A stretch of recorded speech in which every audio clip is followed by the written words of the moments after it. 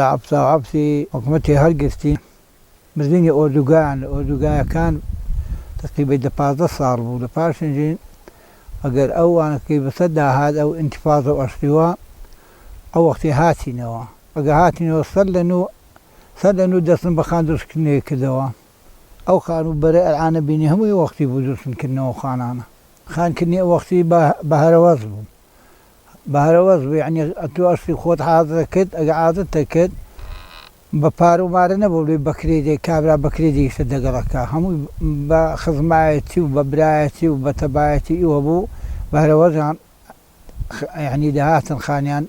یاری کابرایە ئیساحب خانیانە کردی ئەگەر دروستێ کرد ئەو خانەم لە بە هەندێک پێخۆشترن ئەو خانە لۆهاوینێ فێنێکترنەوە ئێک ئەستانی گەرمترن ئەوە دوو معنایە بێخەمتریشن ئەوەسی خانی سەم بە کوداکو بێ من نەدیتێ ئەگەر نەتەقیبی و دەرزی نەدابێ و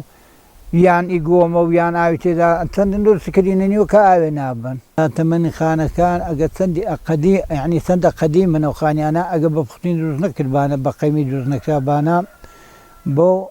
بەرد و قڕەن دروستەکردن ئەودا هەیوانیشن بەخشتی دروستەکرد خستیش هەر قڕ بوو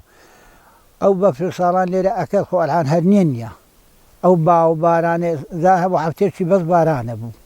ئەو باو بارانە ئەو بە فرقیامەتە بوو بلین لە پاییزە ڕاهەتا بوارێمە تێدا بووین چایبیشیان نەبوو یەک خانیش نابزوو سەریشیان هەموو خۆڵ بوو سەمەنتۆ مەمەتۆ نەبوو ناوی بڵێ ناوی سەمەنتۆ نەبوو هەمووی هەر بە قوڕێ بوو سواقی ناو نەکرد هەر بە قوڕێ بوو دیوارن دەرێ و زۆری سواق کردمان هەر بە قوڕێ بوو هەموون بە جوانی ڕێک و پێگەی وەدروستەکردن و بە پوختیشن دار و بارداوی تێ و معنا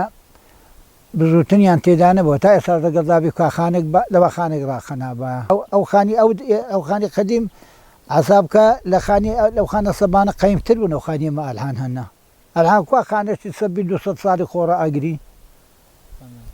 خاسەتەن لەو شتانە سەختەی ئەزانی ئێرانە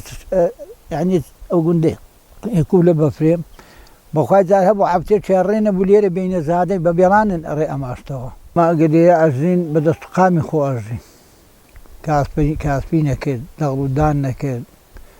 توتن و پەتاتە و فەراعەتی نەکرد هەموو ئیشێک نەکرد حیوان و وەڵا خوشتن بەخێوە کرد بەس ئەلحان ناڕە ئەو خەڵکەش پێکەوە وەک برایەن شەوێ لە کنێک خڕەبوونەوە جۆڕەبیانیانە کردیان قسەی خۆشیانەکردن پێکەوە هەر ئیشێکی بە زەحمەتیش بە یعنی بەتەنێک پێ نەکرابە ئەوەشتێکی احتیادی بوو بە هەرەوەز هاتن یارمەتیانەدا ئیشیان لەگەڵە کردی ئەو وەختی ئەگە ئێرە چوت کرد بەس بە زۆری لەبەر خەستەخانە و مەکتەبی بوو بە زۆری چونکە خەستەخانە نەبوو زۆرشم داوا کرد ژیان نەدایە خەستەخانە نەبوو مەکتەب نەبوو زادەشن نەبوو حاڵی بووی معنای یەکلان نەبوون ئێستا لەگەڵ دابی هەر نیە ژیان نەدا معنە خەڵکە کە چۆری کرد ئەگە خەستەخانەی لێ بکرێ مەکتەبی لێ بکرێتن یعنی بە پوختی بیتن چاویان لێبی الان دەگڵابی ئەزۆرن ئێریان پێ خۆشتە ناچن بۆ ئەوێ ئەوێ چچنەوە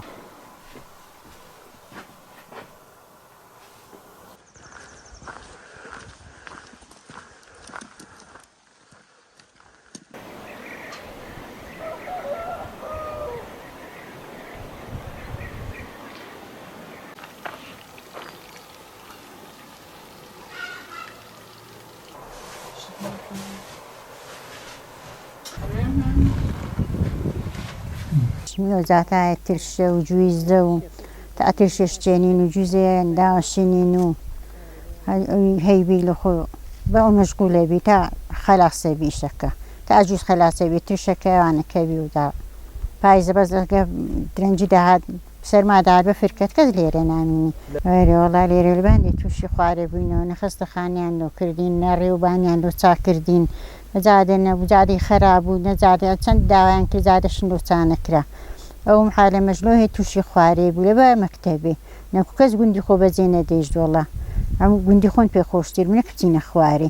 بەس حالەمەکە لە بە هەندێک تووش هەموو تووشی خوارێ ڕۆژەزبارێ ماڵەشی و خشتیانە بڕین لۆ دیواران دیبەریان دەینان دارنی خۆ بوون داریانە بڕین دایان هینان